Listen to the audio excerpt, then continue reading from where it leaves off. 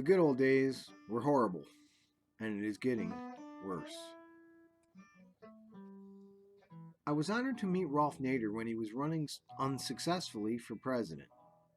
In his speech, he said, after World War II, Europe was in ruins, and when it came time to rebuild, the people demanded social democratic changes and refused to accept the gangster capitalists' demands that they return to the domination of the elite of pre-war Europe.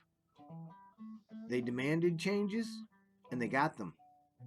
Americans were not reduced to rubble by the war, and so they demanded nothing, and they got nothing. America has the most people in jail of any country in history. We have more gun deaths than any other nation by far. Our life expectancy is going down rapidly.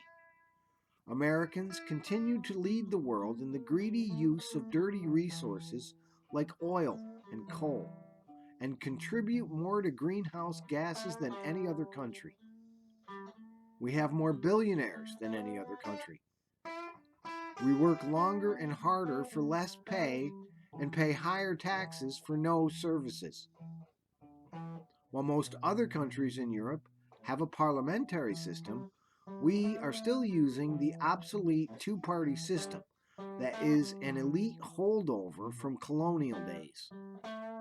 We spend by leaps and bounds more on making weapons of war and invading other countries with horrible weapons of mass death than any other country in history, including the Nazis. We are an empire in steep decline, and we are dragging the world down with us.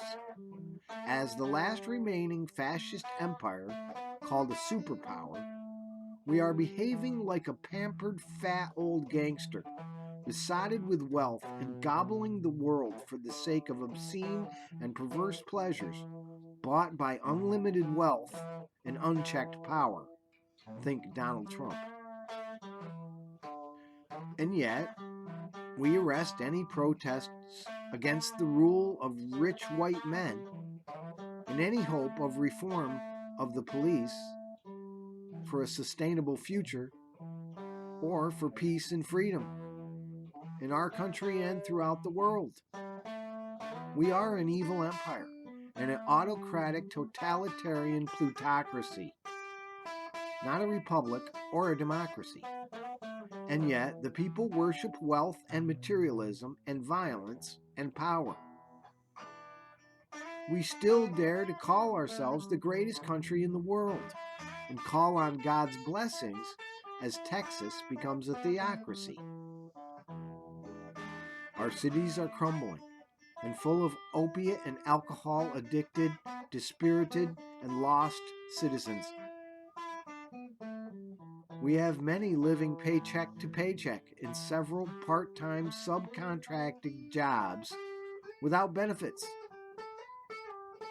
Healthcare is tied to employers, and the bosses get everything, while the workers get nothing for their work, and the idle rich play games with the stock market, while the hospitals and graveyards are filling up with those who do not trust this lying abomination of a government to give them a safe and effective vaccine.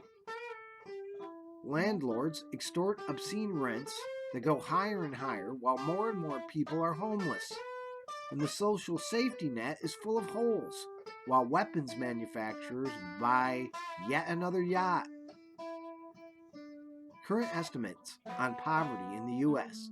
put the official poverty rate at 10.5%, based on the U.S. Census Bureau's 2019 estimates. That year, an estimated 34 million Americans lived in poverty, according to the official measure. But this has risen dramatically during the COVID virus, as has unemployment and suicide. And yet, the two parties do nothing but fight for their team and pander to their base and allow the billionaire overlords to drive civilization to collapse and the life on planet Earth to go extinct. The good old days were horrible, and these days are getting worse.